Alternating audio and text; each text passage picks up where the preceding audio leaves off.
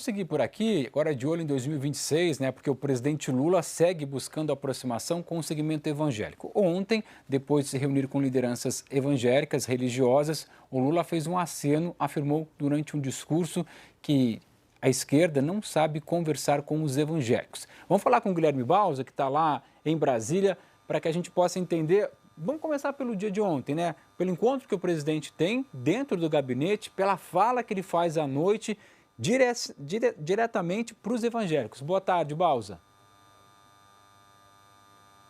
Oi, Marcelo, uma ótima tarde a você, a todos do Estúdio I, a vocês que nos acompanham também nesse momento na Globo News. Ontem o presidente Lula fez uma fala no sentido de estimular a militância de esquerda a se aproximar dos evangélicos. Ele estava num encontro, no aniversário do PCdoB, um partido aliado do PT, aliado histórico. Então ele falou para uma plateia formada por militantes de esquerda da necessidade de se aproximar dos evangélicos, que não é culpa dos evangélicos esse afastamento, e sim da própria esquerda. Então ele deu esse recado de forma muito contundente. É interessante a gente lembrar que o presidente Lula com frequência dá esse tipo de recado quando ele está se dirigindo ali à militância. Foram várias vezes ao longo desse terceiro mandato que ele usou essas palavras, talvez não de forma tão contundente como ontem, mas ele sempre aproveita para mandar esse recado e também tem feito alguns gestos, alguns acenos em direção aos evangélicos. Recentemente ele deu uma entrevista a um podcast religioso. A primeira-dama Janja tem feito viagens pelo Brasil, se encontrando com lideranças evangélicas com um perfil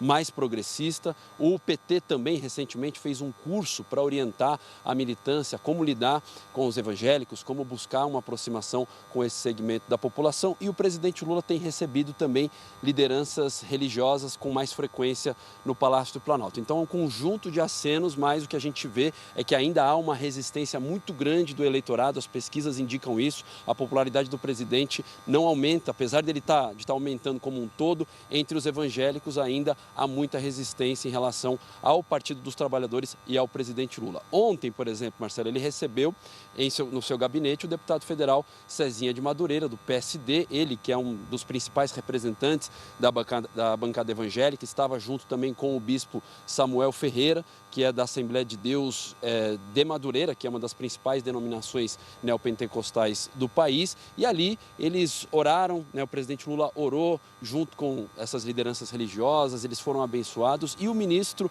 da Advocacia Geral da União, Jorge Messias, que não estava nesse encontro, apareceu ali no final para participar, enfim, desse ato, enfim, desse encontro que aconteceu no gabinete do presidente Lula. O tema não foi só esse, tinha um interesse ali também envolvendo cargos do PSD no governo, mas ficou essa imagem e isso foi compartilhado pelo próprio presidente nas redes sociais. Ele fez questão de divulgar essas imagens dele orando e junto com essas lideranças religiosas. Em relação ao Jorge Messias e toda a discussão da indicação para a vaga do Luiz Roberto Barroso, ele continua sendo o favorito, né? Há um entendimento no entorno do presidente Lula que uma eventual, em se confirmando essa indicação para o Supremo Tribunal Federal, é algo que pode ajudar a melhorar a interlocução, a imagem do presidente Lula com os evangélicos, uma vez que o Messias é evangélico, praticante, ele é da Igreja Batista, então é um ponto a favor do Messias nessa disputa com o senador Rodrigo Pacheco. Aliás, Marcelo, vamos aproveitar aqui para dar uma temperatura dessa discussão. Não deve ter anúncio hoje. O pessoal aqui do Palácio da Presidência da República saiu agora há pouco dizendo que não deve ter nenhum anúncio hoje. Tinha uma expectativa muito grande para esse anúncio desde ontem, mas hoje não deve acontecer e também no fim de semana. A tendência é que fique para o começo da semana que vem, mas é claro, a gente segue aqui no Palácio do Alvorada acompanhando as movimentações. Mas vamos acompanhar exatamente o que o presidente Lula falou nesse discurso ontem à militância do PCdoB, a militância de esquerda, sobre a relação com os evangélicos. Qual é o projeto que nós vamos apresentar a esse país? Quando é que nós vamos deixar de dizer que os evangélicos são contra nós? Evangélico não é contra nós nada. Nós é que não sabemos falar com eles. Nós é que não sabemos discursar com eles. Então o erro está na gente, o erro não está nele, gente. Então esse é o desafio. Ministério Madureira. Vou pedir aqui para que a gente possa colocar, vou pedir uma licencinha um pouquinho para o Valdo, para que a gente possa colocar aquelas fotos específicas do encontro de ontem do presidente Lula. Aqui, ó. Eu fui atrás de entender como é que foi Isso, essa foto aqui é boa para a gente entender. Aqui a gente está tendo o deputado Cezinha, né, que inclusive Cezinha de Madureira, que é do PSD de São Paulo, e também o bispo Samuel. O que eu entendi que aconteceu? O presidente Lula já tem uma aproximação há algum tempo com o bispo Manuel, que é o fundador da Assembleia de Deus de Madureira. E aí a esposa desse bispo morreu no início desse ano, o presidente Lula tinha até feito uma declaração, ali um aceno, e eles teriam deixado esboçado o encontro. Como o bispo tem 94 anos, o que aconteceu? O presidente Lula não conseguiu encontrá-lo hoje, né? Pronto. O presidente Lula não conseguiu encontrá-lo porque ele não conseguia ir a Brasília, tem uma idade mais avançada e estaria ali um pouco debilitado. Então, foi o bispo Samuel Ferreira, que seria ali, né, um segundo, terceiro na hierarquia. E aí, então, eles é que teriam intermediado esse encontro. E aí o presidente Lula teria aproveitado para chamar o Messias, né, e também para chamar a Gleice Hoffmann. Mas não quiseram deixar claro, Flávio Oliveira, se foi o Messias que intermediou ou se foi o presidente Lula e chamou ele também. Certo é que Messias está ali como favorito para entrar no Supremo Tribunal Federal, e a gente sabe que esse eleitor evangélico é o que o presidente Lula tem muita dificuldade de conversar, e aí quando ele está na bola da vez, ele aparece ao lado do presidente e nessa cena aqui orando junto com os evangélicos dentro do gabinete do presidente. E tem um outro elemento concreto, que é o fato de o ministro AGU Jorge Messias ser a presença, a representação do governo Lula em atos relacionados ao mundo evangélico. Pelo menos 2 marchas para Jesus nos últimos anos teve a presença do ministro Messias, inclusive discursando, o presidente da República. É um evento grande em São Paulo, vocês vão lembrar de muito impacto, né? Com presença de artistas, com presença de lideranças políticas, e quem tem representado o governo Lula é o ministro Messias. Então, assim, nada disso é aleatório. Ele já tem digamos assim, um mandato para isso, para essa interlocução, e, obviamente, foi convocado porque é uma figura que se insere nesses interesses políticos do governo Lula, do presidente Lula, numa campanha de reeleição. Desde a campanha de 2022, que nós temos testemunhado as tentativas e muitos erros de aproximação de Lula e do PT com o mundo evangélico. Na maior parte das vezes, isso aconteceu quase na reta final ali das eleições, né? Não é um processo contínuo. Chama-se uma reunião às vésperas do primeiro turno ou durante o segundo turno, se convocam líderes evangélicos, representantes dessas religiões à esquerda, né, do campo progressista, que é minoritário, mas é uma tentativa de fraturar uma hegemonia, um domínio que se relaciona com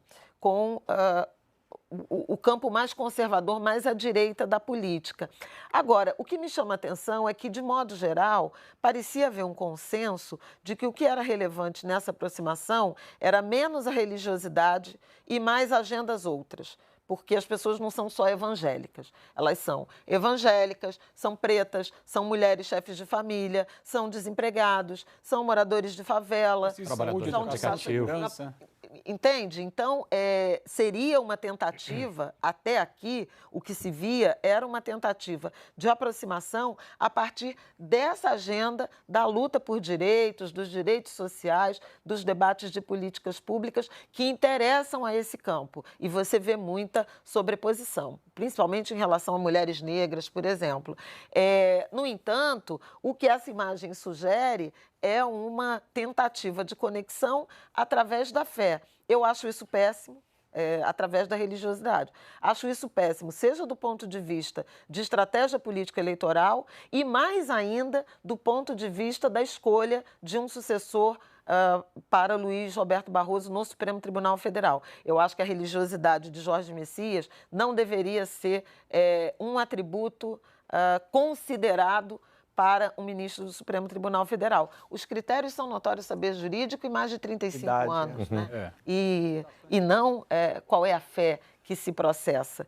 Então, é um oportunismo político do presidente da República legítimo da disputa política, mas que particularmente, como analista, como jornalista, não me agrada, né, pessoalmente, e nem acho que é o melhor uso do ponto de vista da composição da sociedade brasileira, da complexidade da sociedade brasileira. Não se deve reduzir os evangélicos somente à religiosidade deles, porque eles são muito mais coisas. Assim como os católicos, como os candomblecistas. Cidadãos, né? Como você estava falando, as pessoas têm todas as demandas que qualquer pessoa tem, né? E inclui-se aí o fator religiosidade, mas tem saúde, educação, segurança. A gente não é uma teocracia, isso não é. Posso só fazer uma nota de pé de página aqui sobre um trecho da declaração do Lula dizendo que evangélico não é contra a gente, ele se referindo ao PT.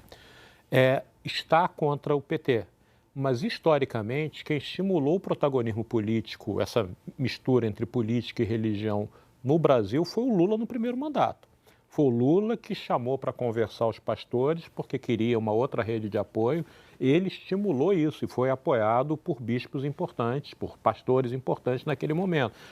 Circunstancialmente, mudou-se essa direção do voto majoritário entre os evangélicos, que pode revirar depois se aprender a falar com esse público, mostrar tudo isso, essa pluralidade. Então, só essa memória que fica aparecendo aqui, quem pega a foto agora acha que esses pastores e bispos sempre foram contra o Lula e o PT. Isto não é verdade. No primeiro mandato, eles eram a favor do PT. Até porque tinha muito apoio do Silas Malafaia, né? Que depois se distancia, mas ele chega a fazer campanha para o presidente Lula. Aliás, sentiu muito esse evento porque postou um vídeo de 5 minutos dizendo por que cristãos não devem apoiar Lula. E sob uma ótica muito ele chama de caráter, ética, enfim, uma ótica religiosa. Isso. Eu vou ali no Valdo, quero ouvir o Dani também e depois o Otávio. Diga, Valdo. Não, olha, Marcelo, primeiro, essa questão evangélica, né? A última pesquisa Quest mostrou, que acho que foi o único ou um dos únicos ali segmentos em que você teve uma piora da avaliação do governo, foi exatamente no segmento dos evangélicos, né? Os outros, católicos, renda, região, tudo você teve uma melhora. No caso dos evangélicos, não. Então, por mais que realmente a gente não deva, e eu também concordo com a Flavinha, não se deve misturar religião com governo, somos um governo laico, é claro que pensando em eleição, você tem de trabalhar isso, não adianta, né? Vimos aí na eleição passada que Lula conseguiu melhorar o seu desempenho eleitoral entre eleitores evangélicos a partir de um momento em que ele teve uma comunicação específica para esse grupo. Então, não adianta também imaginar que, olha, eu vou deixar, esse é o Estado laico e eu não vou ter uma comunicação para esse segmento. Tem de ter, né?